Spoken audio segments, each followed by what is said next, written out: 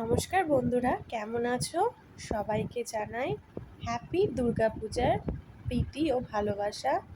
সবাই আমার ভালোবাসা নেবে, সবাই সুস্থভাবে ভালোভাবে পুজো এনজয় করো। তো তোমাদের জন্য আজকে নিয়ে চলে এসেছি অষ্টমী নিরামিষ ভোগ। খুব তাড়াতাড়ি শর্টকাটে তৈরি হয়ে যাবে। দেখো, ফার্স্ট আছে কাশ্মীরি আলুর দম। তো কাশ্মীরি আলুর দম আমি প্রথমে তেলটায় আলুগুলো ভেজে নেবো হালকা করে। তো তার আগে কিন্তু আমি আলুগুলো একটা সিটি দিয়ে আমি আধা সেদ্ধ করে নিয়েছি, যাতে খুব তাড়াতাড়ি হয়ে যায়, কেন পুজোতে আমাদের অত সময় নেই। এরপর আমি একটু চিনি দিলাম ক্যারামেলাইজ করার জন্য। তো চিনিটা দেওয়ার পর এর মধ্যে আমি এখন ফোড়ন দিয়ে দেবো। ফোড়নের মধ্যে দারচিনি, এলাচ, তেজপাতা, জিরে, সমস্ত কিছু, শুকনো লঙ্কা থাকবে। আর এরপর এই ফোড়নটা খুব ভালো করে হয়ে যাওয়ার পর, একটা ভালো স্মেল আসার পর আমি আমার প্রিপারেশনগুলো ছেড়ে দেবো এক এক করে। এর মধ্যে আমি টমেটো পিউরি করে রেখেছি মিক্সিতে। টমেটোটাকে ভালো করে কষিয়ে নেবো। এরপর একটু একটু করে মশলা ছাড়বো। 1 চামচের মতো হলুদ গুঁড়ো, 1 চামচের মতো জিরের গুঁড়ো, আর 1 চামচের মতো কাশ্মীরি লঙ্কার গুঁড়ো দিয়ে এটাকে ভালো করে কষিয়ে নেবো। মোটামুটি কষানোর পর আমি কিন্তু একটুখানি কাজু বাদাম বাটা, পোস্ত বাটা আর এর মধ্যে দিয়ে ভালো করে এটাকে আগে কষিয়ে নেব। ভালো করে কষিয়ে নেওয়ার পর যখন এটা তেল ছেড়ে দেবে, আমি এর মধ্যে একটু টক দই 1/2 কাপের মতো দিয়ে দেবো। দিয়ে এটার মধ্যে ভালো করে নাড়বো। নেড়ে দেখো এটার কালারটা চেঞ্জ হয়ে গেছে, দারুণ কালার এসেছে। তো এরপর আমি আলুগুলো ছেড়ে দেবো। খুব চটপট হয়ে গেল দেখো রান্না। আর এর মতো পরিমাণ মতো বুঝে আমি নুন মিষ্টি দিয়ে দেবো। এটা তোমাদের যে যার পরিমাণ মতো দেবে। তো আমার কিন্তু আর সাথে একটু কাসুরি মেথি গুঁড়ো করে দিয়ে দিলাম। তো আমার কাশ্মীরি আলুর দম তৈরি। এবার পনির মশলাতেও তোমার শুকনো লঙ্কা, তেজপাতা, এলাচ, দারচিনি ফোড়ন দিলাম। ফোড়ন দিয়ে এর মধ্যে একটুখানি আমি চাল মগজ বাটা আর 1/2 কাজু বাদাম বাটা, আমি পেস্টটা যেটা করে রেখেছিলাম তার মধ্যে 1/2 আমি ঢেলে দিলাম।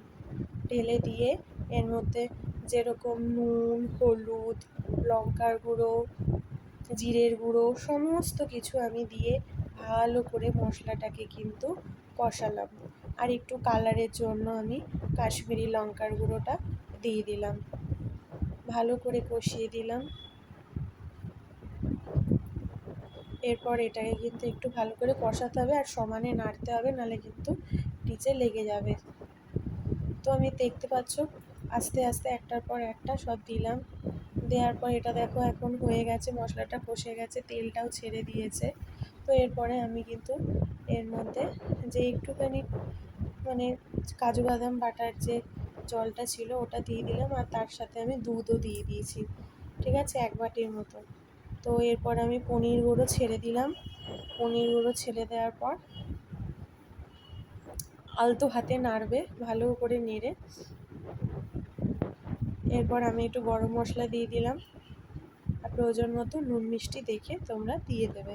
তাহলেই হয়ে গেল পনির মশলা। এবার আমি পোলাও করব। পোলাওটাও খুব সহজে শর্টকাটে 2 মিনিটে জাস্ট তৈরি হয়ে যায়।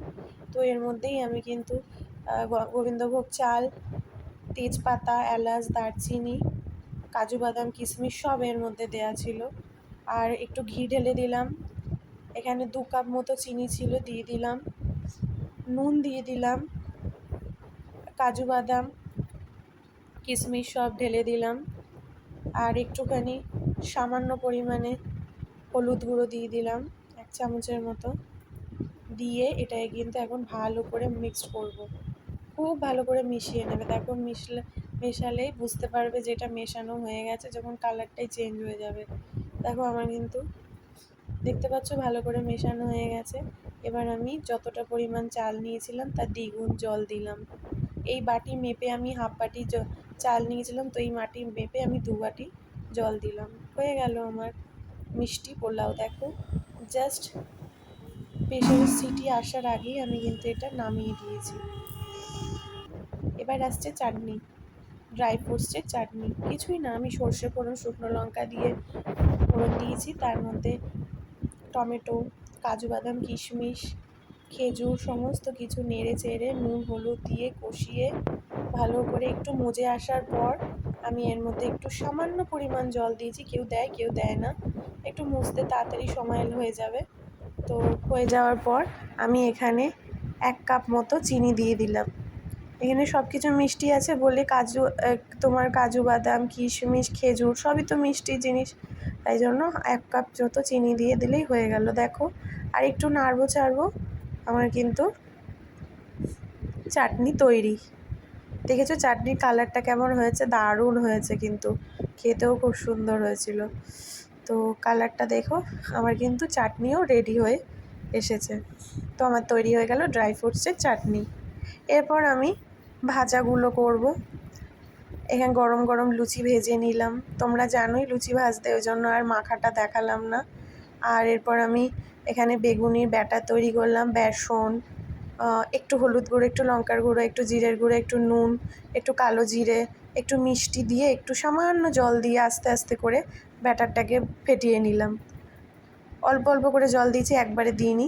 দেখো ব্যাটারের থিকনেসটা দেখবে, খেয়াল করবে, ওই রকম হলে ব্যাটারটা খুব ভালো তৈরি হয়। আর খুব ভালোভাবে ফেটিয়ে নিয়েছি। তো আমি এবার বেগুনটাকে ওই রকমভাবে, দেখো থিকনেসটা দেখে ওইভাবে কিন্তু আমি এবার একটার পর একটা ছাঁকা তেলে ভেজে নেব। আর গ্যাসটাকে না মিডিয়াম করে রাখবে, তাতে কি হবে, ভাজাটা ভালো হবে, মুচমুচে হবে।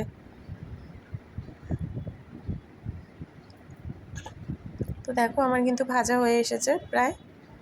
তো আমার শেষ রান্না। তো এবার একটার পর একটা আমি পাতে সাজিয়ে দেবো। তো তোমাদের এরকম শর্টকাটে নিরামিষ রান্না, অথচ আহরম নিরামিষ রান্না কেমন লাগলো?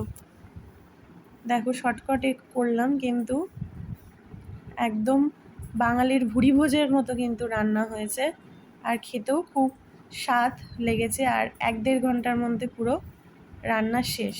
খাইয়েও শান্তি, খেয়েও শান্তি। তো তোমাদের যদি ভালো লাগে please like, share and subscribe করে দিও। নমস্কার।